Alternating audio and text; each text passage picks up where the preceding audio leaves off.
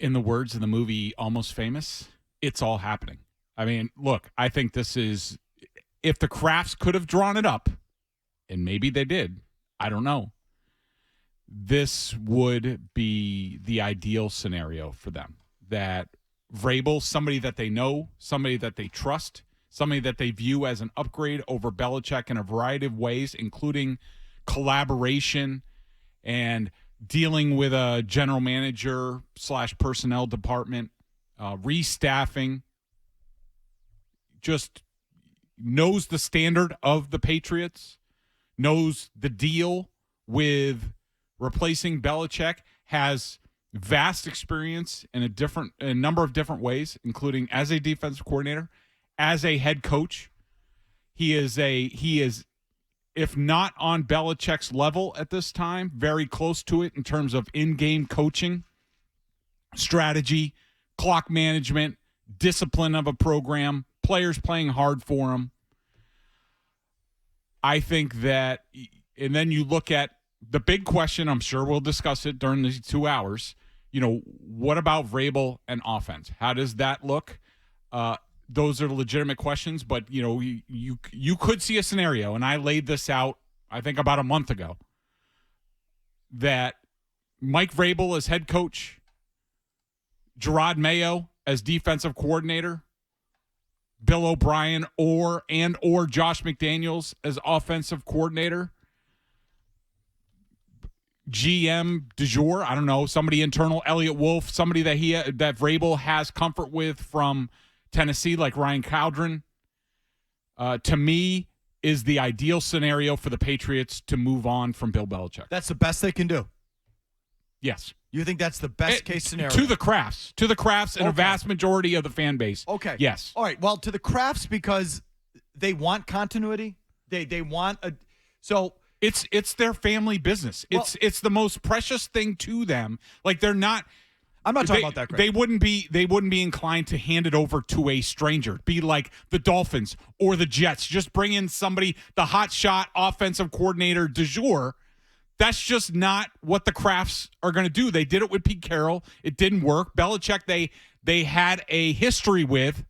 They understood him. They understood what made him tick. They understood his mind. Vrabel follows in that, and that they can entrust their family business with Mike Vrabel. Understood. Vrabel keeps it in the family. Mm-hmm. Is that the right thing, to keep it in the family? For them, I get it. Yep. For the team, for fans, how should we feel about their desire to keep it in the family, and your plan where there is some amalgamation of Belichick guys and Vrabel guys and new guys, but there's a delineation from the previous regime. They keep it in the family. Murray, for example, how do you feel about that? I find it annoying. It shows me that they're only comfortable with what they know in some way, shape, or form. I think this thing completely has to be different going forward. The game has changed. The league has changed. Because it only worked with Brady. It really did. All these other guys are just kind of parts to the whole thing that all want to take too much credit for it. It was him the whole time. So let's move on. He's gone. So Mike Vrabel in Tennessee, without personnel control, without say in who the general manager was, with Ryan Tannehill, Marcus Mariota, Blaine Gabbert, Malik Willis, Josh Dobbs, and Will Levis as his quarterback, was not successful? That wasn't successful enough for you? The ceiling to me was like a conference championship game like 3 or 4 years ago, whatever the hell that was, and that's when he had Arthur Smith as the OC. Like, it works to a point. I think it's still defense first, and they don't really care about the offense. 100% that the biggest question going forward, in terms of, especially if it's Vrabel, what's he going to do on offense? That is an important question. He needs to have an answer for that. That doesn't involve, Matt LaFleur, his offensive coordinator's first year. 1 year, goes and gets the Packers job. Arthur Smith's in for 2 years, goes and gets the Atlanta job. Then all of a sudden things fall down. This is what happens with a defensive coach. But I would subscribe to you with the options of Bill O'Brien, Josh McDaniels, Arthur Smith. You have 3 guys right there who aren't likely to get to leave for a head coaching job anytime soon. So for me, well, I'd say you're right about McDaniels. What kind of offense does Arthur Smith run? Is it Shanahan? Is it Reed? Is it? I would say it's I would say it's a mix between. It's been a while since I watched him. I think he built on a lot of what LaFleur did. I would say it's more similar to LaFleur, but it's also, pretty conservative, more along the lines of the Patriots offense. Mazz, what's your thoughts on all this? So look, to me, Vrabel's the guy. I felt that way yesterday. I felt that way as this thing is gone on. That Vrabel's the guy because I think based on what's out there, he's the best fit. He's the best fit. And when I say fit, I recognize he's a defensive guy. I also think he has a lot of the qualities you want in a head coach. I don't disagree with you about the notion that you want an offensive guy to run the organization. I do too. But I think Vrabel's the best you're going to do right now.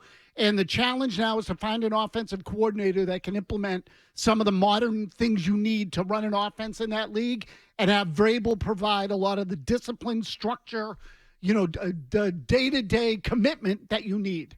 So, and look, I agree with Greg's assessment that the Crafts want something known to them. Belichick was a known thing when they brought him in, right? Like they knew what it was, and it worked. And so, it's not necessarily one step to the next Belichick. So you follow me? It might be two steps, and Vrabel's the first one. Maybe it turns into being two steps. But right now, I think it's the right thing to do. To me, the most interesting part is he was fired versus, there's some sort of trade there. And I think that's a real development that speaks to more things that are going on behind the scenes there, maybe here, maybe elsewhere. And, that to me is a significant detail, and I feel a lot better about it. I would not have wanted to give up a first or a second-round pick for Mike Vrabel, as we started talking about this yesterday. Sure. He does not rise to that level. Very few coaches do. I mean, if you ask me, is there any coach in the league I'd want to give up a high draft pick for? I think Sean McVay might be my only guy at this point that I would say he's worth that kind of capital.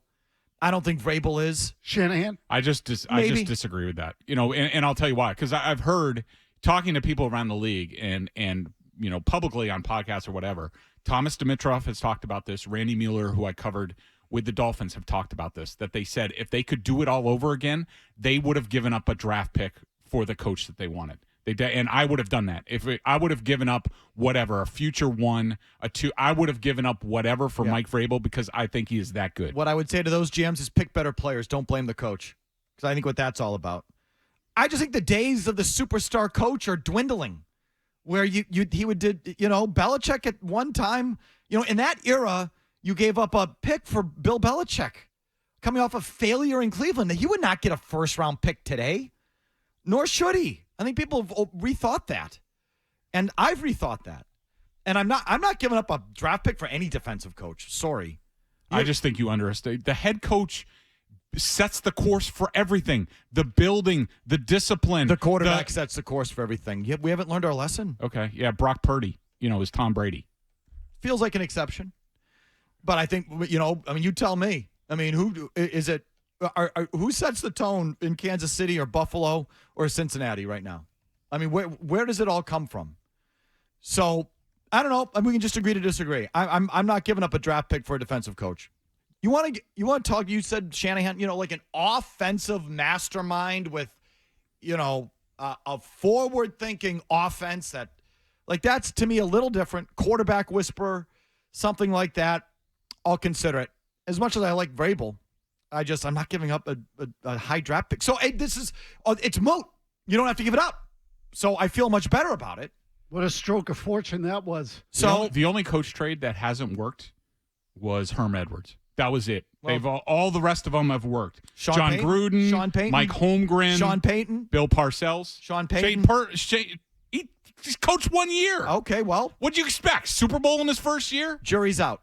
Oh, okay, fine. You could say that, but he's a good coach. Jury's out. Jury's out. We don't know if it's worked or not. Yes, but you just said it like it didn't work. No, I just said jury's out. It's a shootout loss. You got a point for it.